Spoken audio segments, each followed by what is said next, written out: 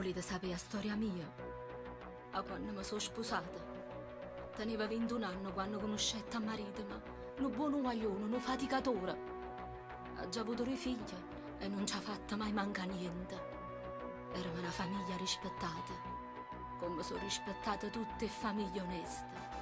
Ma all'improvviso non si è capito niente più, perché perdetto posto e non era più vista.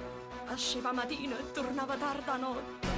Io mi pensavo che gli va a cercare fatica, invece no, carattere in sta monnezza, quella monnezza, la droga, che la cacci la gente, che la che distrugge tutte cose, casa, moglie, mamma, figlio. E mo sta là, e io là sto venendo, e ce l'ha diritto, mo che torna, e io affaticata, perché sta vita non dà niente, sta vita fa schifo. E io mangio stancata e sento sempre dicendo mamma, e non chiamano mai o padre. Una volta a settimana dicono papà, ma addirittura si dice che trasferiscono. E chi sa che ci aspetta.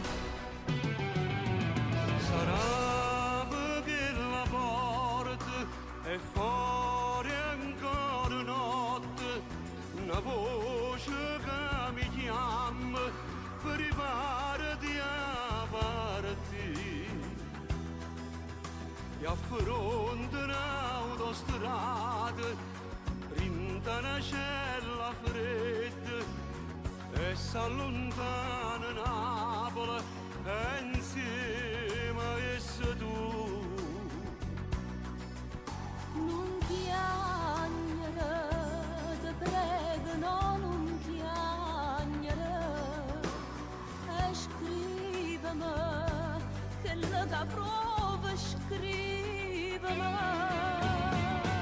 l'hanno un sacchetto, con l'acqua e un panino, mo mangio insieme lacrime, con cielo dentro cuore. E poi cerco una sosta e 3-4 minuti per respirare un attimo, che l'aria è libertà. Non piangere, ti prego, no, non piangere. E scrivimi, che la prova, scrivimi. Te perdi in 10 chilometri per me venire a abbracciare. E prego solo e sempre a torna a libertà. State buona vita mia, ci faremo lunedì, ora un bacio a tutti quanti, e non ti preoccupare, ma che torno me ne vado a faticare, hai ragione, che sta vita non dà niente, che sta vita fa schifo.